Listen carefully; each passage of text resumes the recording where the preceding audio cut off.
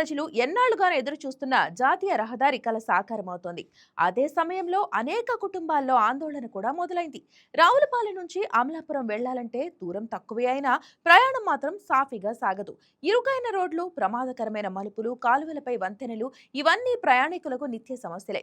ఇక ఈ సమస్య పరిష్కారం కావాలంటే నేషనల్ హైవే ఒక్కటే మార్గం. అయితే ఇప్పుడు జాతీయ రహదారి మంజూరైనా కానీ దాని అలైన్మెంట్ వల్ల చాలా మధ్యతరగతి కుటుంబాలు తమ ఇళ్లను కోల్పోతున్నాయి. దీంతో వాళ్ళ అలైన్మెంట్ మార్చమని కలెక్టర్ను వేడుకుంటున్నారు. మరి వాళ్ళ విజ్ఞప్తిని సర్కార్ పరిగణలోకి తీసుకుంటుందా? Let's watch this story.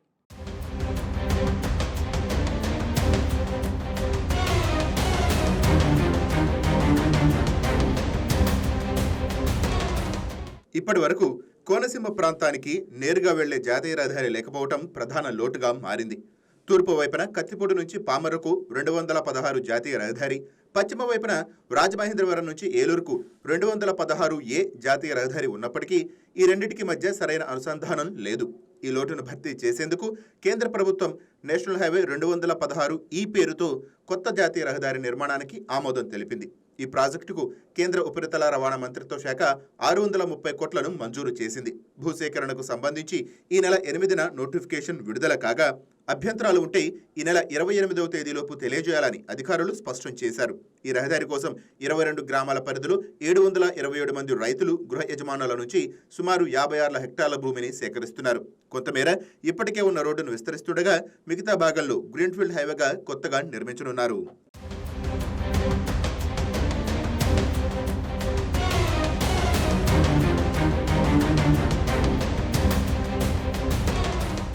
ఇక ఈ రహదారి అమలాపురం, ఈదరపల్లి వంతెన నుంచి మోసలపల్లి, ముక్కామల, అవిడి, కండ్రిగ, పలివెల, వేదిరేశ్వరం మీదుగా సాగి పలివెల వంతెన దగ్గర నేరుగా జాతీయ రహదారిని కలుస్తుంది.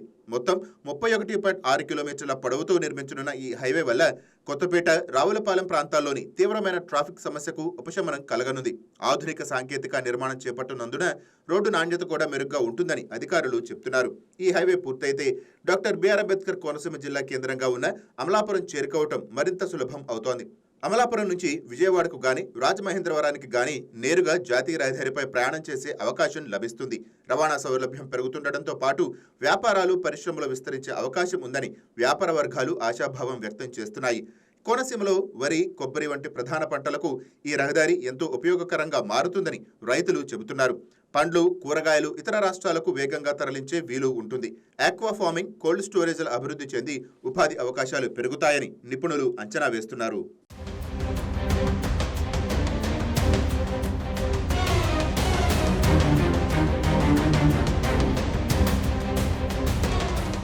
మరోవైపు అభివృద్ధి ఆశల మధ్య తీవ్ర ఆవేదన కూడా వ్యక్తం అవుతోంది. జాతీయ రహదారి మార్గంలో చిన్న, మధ్యతరగతి కుటుంబాలకు చెందిన ఇళ్లు పెద్ద సంఖ్యలో ఉన్నాయని బాధితులు చెబుతున్నారు. చిన్న ఉద్యోగాలు, కూలీ పనులపై ఆధారపడి జీవించే ఈ కుటుంబాలు తమ జీవిత సంపాదనతో నిర్మించుకున్న ఇళ్లు కూల్చివేతకు గురవుతున్నాయని ఆందోళన చెందుతున్నారు. నష్టపరిహారం ఇస్తున్నా ప్రస్తుతం ఉన్న భూమి, నిర్మాణ ధరలకు మళ్లీ ఇళ్లు కట్టుకోవడం అసాధ్యమంటూ బాధితులు వాపోతున్నారు. 2021లో ప్రతిపాదించిన అలైట్మెంట్ను మార్చి కొత్త రూట్ తీసుకురావడం వెనుక రాజకీయ స్వార్థం ఉందని వారు ఆరోపిస్తున్నారు. కొత్త మార్గం వల్ల పెద్ద రైతుల భూములు కాపాడబడ్డాయని, చిన్న రైతులు, పేదలు నష్టపోతున్నారని వాదిస్తున్నారు. మా వారు చాలా గుమస్తా ఉద్యోగం చేస్తున్నారు. 10,000 జీతం, నెలకి 10,000 జీతంతో గడుపుతున్నామండి. నాకు 2 ఆడపిల్లలు. కొంచెం రూపాయి దాచుకుని ఉన్న ఇల్లే కట్టుకున్న. ఆ ఇల్లు కూడా తీసేస్తే మేము ఇంకెక్కడికి వెళ్ళాలి? మాకు హైవే వద్దు, ఏమీ వద్దు. ఈ కూటమి ప్రభుత్వం కొంచెం మా మీద దయ ఉంచి మాకు హైవేలు అవి లేకుండా మా ఇల్లులు మాకు ఇప్పిస్తే చాలు. దీనివల్ల ఎంత దూరమైనా వెళ్తాం. కానీ కలెక్టర్ గారు కొంచెం మా మీద స్పందించి కొంచెం మా బాధలు విన్నవించుకుంటే కొంచెం ఆయన మా మీద దయ ఉంచి ఇది రాకుండా, హైవే రాకుండా చూడండి. అది అంతకు మించి నేను ఇంకేమీ కోరుకోవట్లేదు. మేము నేను మా ఆయన గారు కూడా చాలా చిన్న ఉద్యోగాలతో చాలా కష్టపడి నిర్మించుకున్న గృహం అది ఇప్పుడు లేదు అంటే మాకు చాలా బాధాకరంగా ఉంది. కాబట్టి కూటమి ప్రభుత్వం ఇవన్నీ కూడా మాకు ఏమైనా న్యాయం చేయాలని కోరుకుంటున్నాము. మీ న్యాయం మీద మా జీవితాలు ఆధారపడి ఉన్నాయి. ఇది కనుక నెరవేరకపోతే మేము ఎంత దూరమైనా వెళ్ళడానికి మేము వెనకాడం.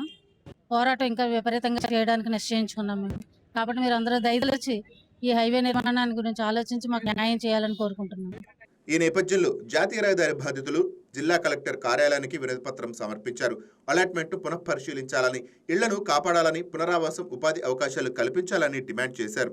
జిల్లా కలెక్టర్ స్పందన కోసం ఆందోళన చేపట్టాలని కూడా బాధితులు భావిస్తున్నారు.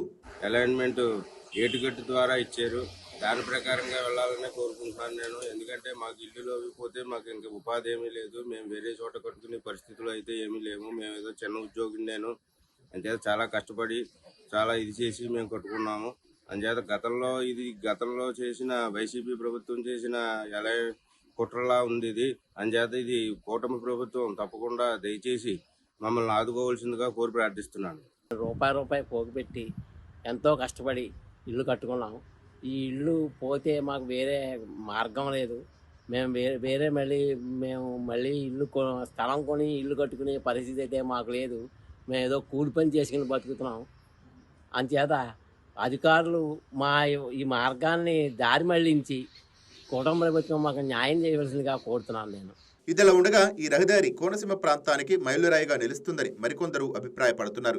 దివంగత లోక్సభ స్పీకర్ జీఎంసీ బాలయోగి గతంలోనే కోనసీమకు జాతీయ రహదారి ప్రతిపాదన చేశారని, ఇప్పుడు ఆయన కుమారుడు హరీష్ మాథూర్ ఎంపీగా ఉన్న సమయంలో ఇది కార్యరూపం దాల్చడం విశేషమని చెప్తున్నారు.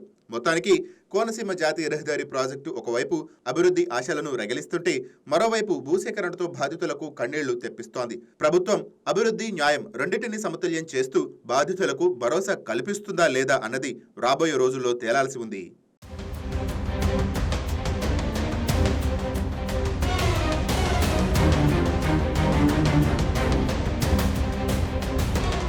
Please subscribe to YK TV Network. Please subscribe to YK TV. Please watch YK News. Don't forget to subscribe YK News channel.